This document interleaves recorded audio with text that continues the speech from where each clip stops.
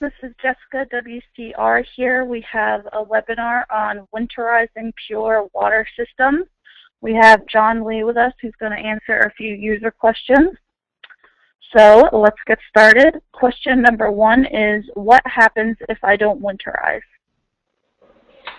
Well, thank you, Jessica, for doing this webinar.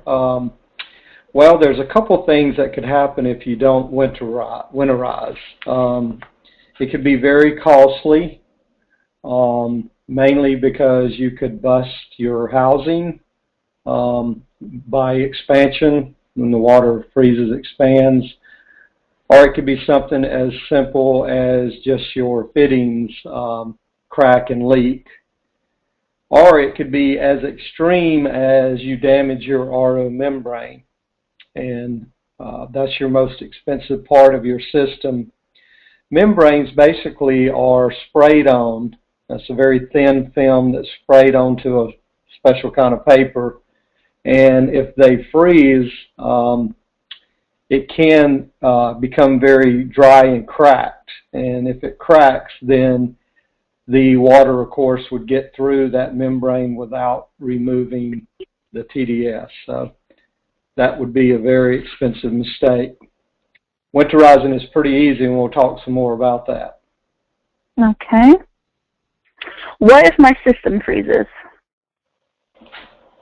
Well, the first thing you should probably do is when you realize, and believe me, I've done it before, and I'm sure all the pros at some point have forgotten and left their system out, especially if you're in an area where the winters can be mild, and then we have these Arctic blasts like we've been having the last month, and you leave it in the vehicle and forget, and the temperature drops and it freezes up. But the first thing you want to do is get your system into a heated climate and let it thaw out.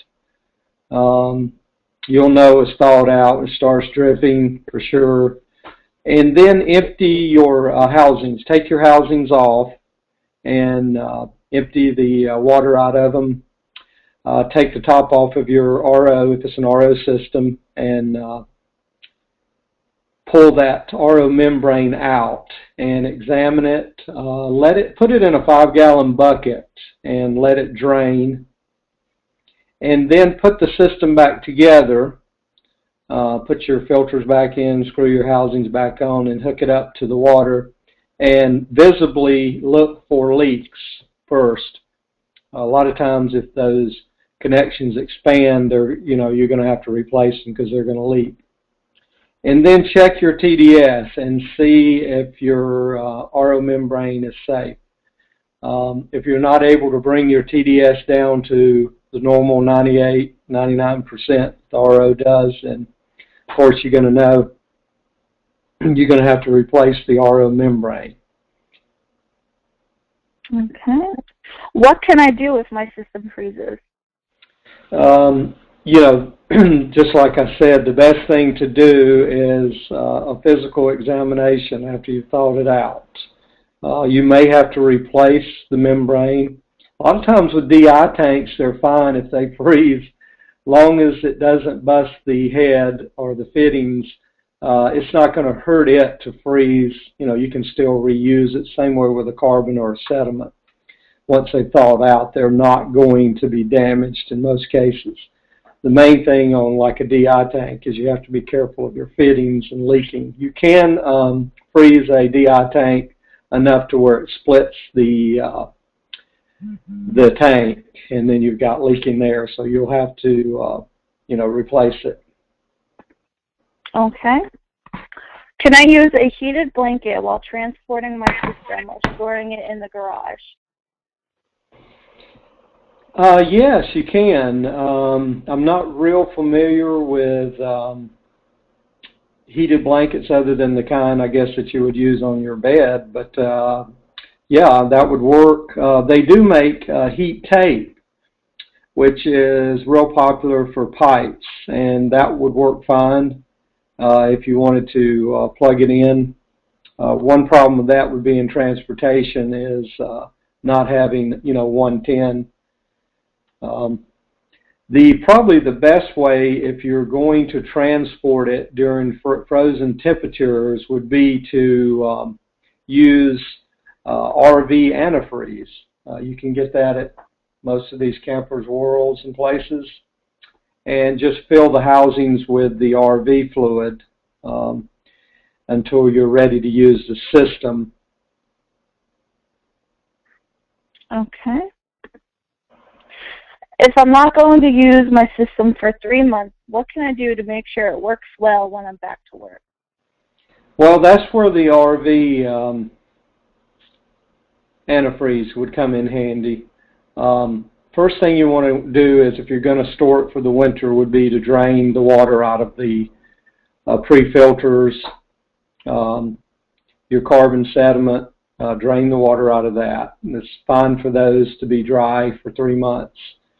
Then I would also drain the water out of my if it's an RO system, I would drain the water out of that. Like I said, you can pull that housing out, drain it into a bucket. Then what I would do next is I would have, we have something called RO Protect that you can mix with water. I would mix that with water, and then I would get me some, if you don't have a heated area, if you're not going to be able to store it in a controlled climate, then I'd get some RV antifreeze, and I would fill up that housing. Make sure you seal off the wastewater, and so it doesn't leak out.